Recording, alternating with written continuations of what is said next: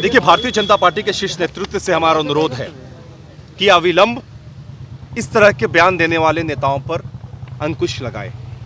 गठबंधन दल में शामिल हमारे तमाम वरिष्ठ नेता सम्मानित हैं और किसी को इस तरह की टिप्पणी करने का हक नहीं है कि वो गठबंधन दल में शामिल दलों के नेताओं के साथ अभद्र टिप्पणी या अभद्र व्यवहार करे।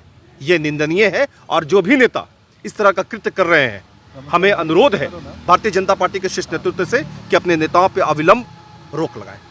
मुकेश सहनी के साथ गलत हो रहा है। निसंदेह, अगर हमारे साथ एनडीए में कोई नेता शामिल है, कोई दल शामिल है और आप उसके सुप्रीमो के साथ अनर्गल बयानबाजी कर रहे हैं, उनको धमकियां दे रहे हैं, ये कहीं से ठीक नहीं है। आप लोग इस शराबबंदी कानून को वापस लेने की बात समर्थन में है मुकेश सहनी? निसंदेह एनडीए के हर उस नेता के हम समर्थन में है जिस नेता के साथ कोई बदसलूकी करे, उनके साथ बद बयानबाजी करे। नहीं अगर मानते हैं तो क्या होगा सर? हमने स्पष्ट तरीके से कहा कि अब ये वक्त आ गया है जब एनडीए के भीतर कोऑर्डिनेशन कमेटी बना लेना चाहिए। मुकेश सहनी कह रहे हैं कि कोऑर्डिनेशन के अभाव में ही इस तरह की बयानबाजी हो रही है।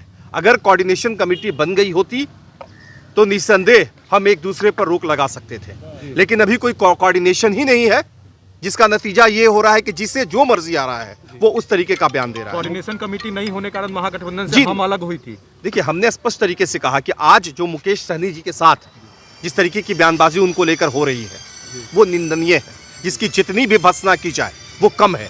मुकेश सहनी जी एनडीए के एक सम्मानित नेता है और उनके ऊपर में इस तरह की टिप्पणी कहीं ना कहीं से एनडीए को कमजोर करने की कोशिश की जा रही है। बीजेपी के मंत्री कह रहे भी दिखाया जा रहा है। हमें कोई फर्क नहीं पड़ता कि कौन हमें आईना दिखा रहा है। आसमान में अगर कोई थूकने की कोशिश करता है तो उससे नहीं मालूम है कि थूक गिर के उनके मुंह पर आएगी। बीजेपी के मंत्री कह रहे हैं कि मांझी जी की अब उम्र हो गई है, इसलिए जुबान फिसल जाती है कई मुद्दों पर। कई मुद्दों पर तो आदरणीय प्रधानमंत्री नरेंद्र मोदी जी की भी जुबान फिसल जाती है। इसका मतलब क्या है कि नरेंद्र मोदी जी को राजनीति से संन्यास लेना चाहिए। जो नेता इस तरह का बयान दे रहे हैं उन्हें कम से कम नरेंद्र मोदी जी के 100 स्पीच को सुनना चाहिए। 100 स्पीच में 90 भाषणों में कहीं ना कहीं से गलतियां होती हैं। तो क्या हम उनको कहेंगे कि मोदी जी राजनीति छोड़ दीजिए? जो नेता इस तरह का अनर्गल बयान देते हैं, हमने पूर्व में भी कहा और फिर कह रहे हैं कि भारतीय जनता पार्टी के शीर्ष नेतृत्व से अनुरोध है कि वैसे नेता पर कार्रवाई करें। आप लोगों ने कहा शराबबंदी को जो है खत्म होनी चाहिए, करनी चाहिए। उमेश कुशवाहा प्रदेश अध्यक्ष है जदयू के, वो कह रहे हैं कि ये जन विरोधी लोग हैं जो इस तरह की मांग कर रहे हैं। तो अगर जन विरोधी बात है तो देश की सरकार को कहें, देश में एनडीए की सरकार है। उमेश कुशवाहा जी के जो नेता हैं वो केंद्र में मंत्री बने हुए हैं।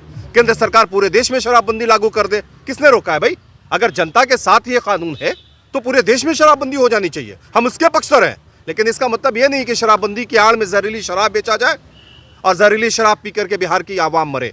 इसलिए हमने समीक्षा की बात करी है। एक आखिरी सवाल है, क्या लगता है जिस तरीके से एनडीए में पूरा प्रकरण चला, अब नीतीश कुमार जी को आगे एक्शन लेना हमने चाहिए? निसंदेह, चूंकि ये विवाद तब बढ़ा है जब माननीय मुख्यमंत्री नीतीश कुमार जी कोरोना से संक्रमित हो गए हैं। हमें पूर्ण विश्वास है कि माननीय मुख्यमंत्री इस मामले में हस्तक्षेप करेंगे तो तमाम विवाद का सलटा लिया जाएगा।